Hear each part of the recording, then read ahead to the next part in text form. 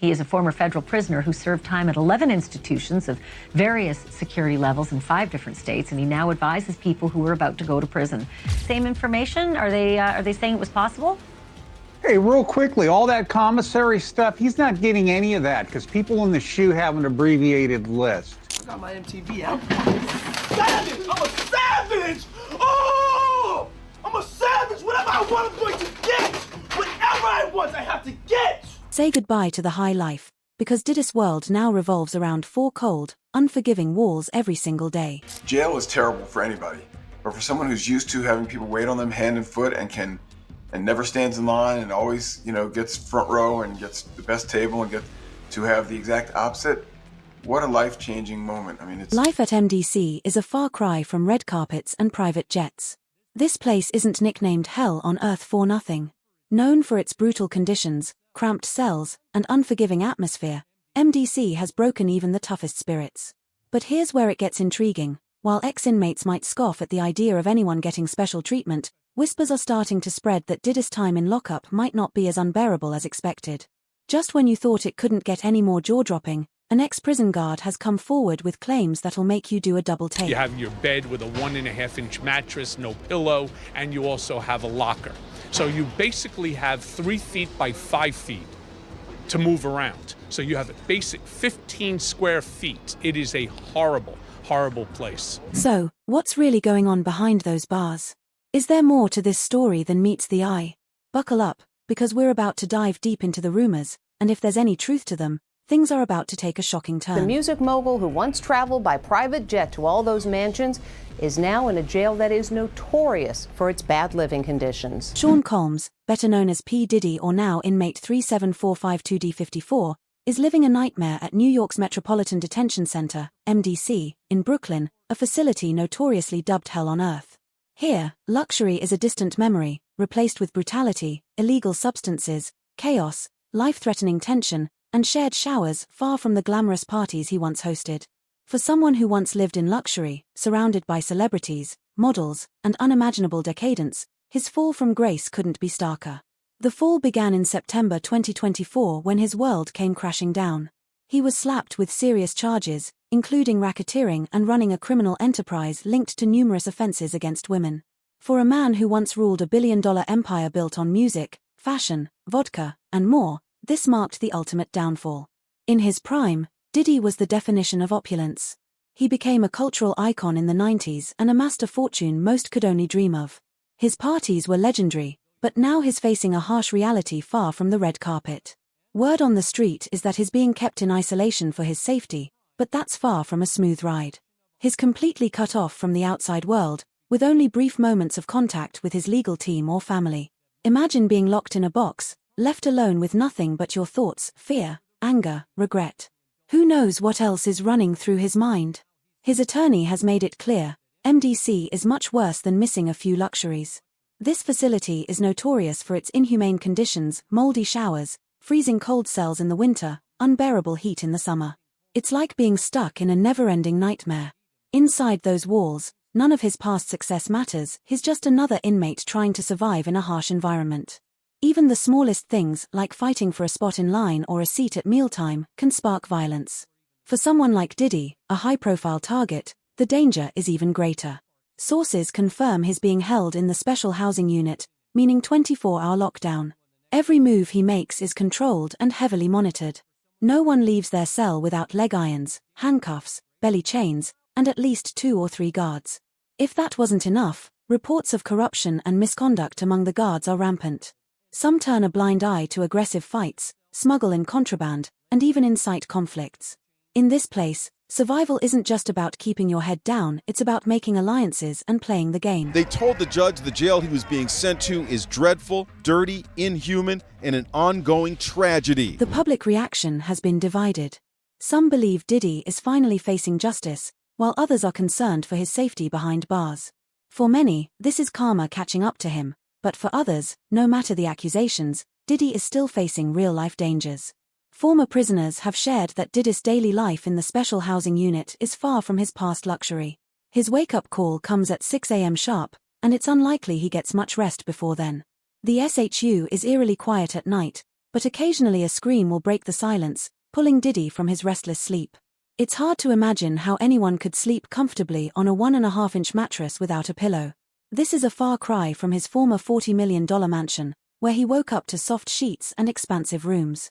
There, he enjoyed perks like a theater, spa, beauty salon, and even an underground water tunnel.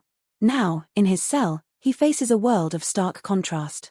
The cell probably lacks natural light, with only a harsh strip light above.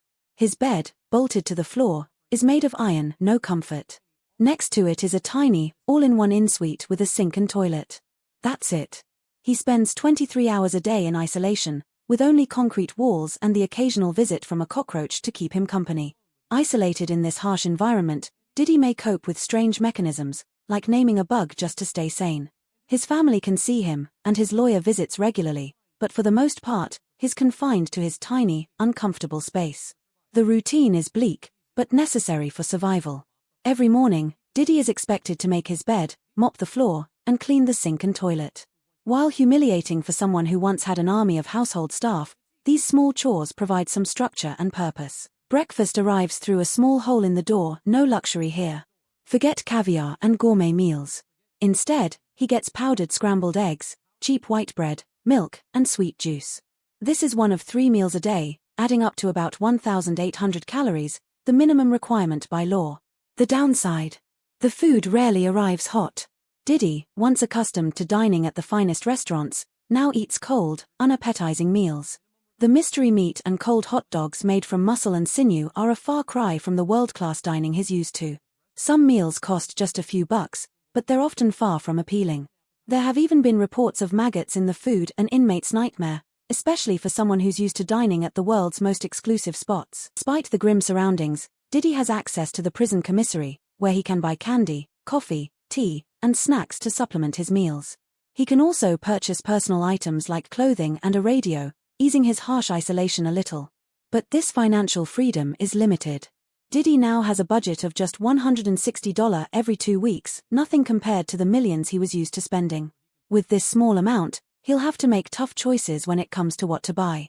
He might indulge in candy, snacks, or coffee, but it's a far cry from the lavish lifestyle he once enjoyed. In the quiet of his cell, Diddy may find solace in reading, but books are limited. The SHU doesn't offer the luxury of a full library, and even when books are available, they're mostly restricted to the jail's electronic law library. It's easy to imagine the hours stretching on endlessly, driving him mad. When it comes to personal hygiene, Diddy gets a shower 3 times a week. Inmates have described the showers in MDC as disgusting, mold-filled and poorly ventilated. Diddy, who's likely experienced the finest spas, now faces a stark contrast. The smell of unflushed waste and the general lack of cleanliness are probably new to him. Plumbing issues are rampant in the facility. 800 work orders were placed for repairs in just 1 month, highlighting how even basic comforts are not guaranteed. Diddy were placed in the general population of the MDC, life would become even more dangerous. The facility, which has earned its reputation since its opening in 1994, is notorious for brutality. Reports suggest that stabbings are frequent, with homemade knives being used in attacks. Inmates are often left without medical care, with one case where an inmate was fatally stabbed and only given a 25-day lockdown as punishment. Corruption is rampant, with guards smuggling in contraband like phones, illegal substances, and razors. Some guards are even rumored to be gang members themselves, adding to the unpredictability of the environment. Judges have been reluctant to send prisoners to the MDC due to its brutal reputation, but with the closure of the Metropolitan Correctional Center, the MDC remains one of the few options for housing high-profile prisoners like Diddy. If anything were to happen to him, the fallout would be significant. Is Diddy safe in his current situation? It's hard to say. Recently, rumors suggested that Diddy might have been moved into a dorm with another high-profile inmate, former crypto king Sam Bankman-Fried. Diddy's lawyers have called the conditions at MDC horrific and attempted to get him released on a $50 million bond, but the judge denied the request, meaning Diddy is staying put. If he's in a dorm, life will be even more challenging. He'll face constant paranoia and need to sleep with one eye open. Even though the dorm is meant for inmates requiring protective custody, it's not without its dangers. Meanwhile, There's drama unfolding involving Diddy and another inmate, Luigi Mangione. Luigi, facing serious charges, has gained the respect of other inmates while Diddy faces hostility. Sources say Diddy's upset about the hate he's receiving, but Luigi seems to be getting by with ease, finding common ground with other inmates over shared struggles. Diddy, on the other hand, is having a hard time adjusting. His legal team, however, has denied any claims of tension between the two. There's another twist in this story. Diddy and Luigi's legal teams are connected. Diddy's lawyer, Mark Agnifilo, is a prominent defense attorney, while Luigi's lawyer is Mark's wife, Karen Friedman Agnifilo. This curious connection between the two legal teams adds complexity to the situation, although both cases are unrelated. As of now, Diddy is still waiting for his trial, which is set for this spring. His defense attorneys are working to gather evidence to prove his innocence. According to his legal team, some videos in the case support Diddy's side of the story, showing private, consensual activities between Diddy and his longtime girlfriend, Cassie Ventura. These videos reportedly prove that Cassie consented to and enjoyed the activities, countering the accusations of wrongdoing. What do you think? Does life in prison seem to be taking a toll on Diddy, or do you think he'll manage to adapt? Let me know in the comments.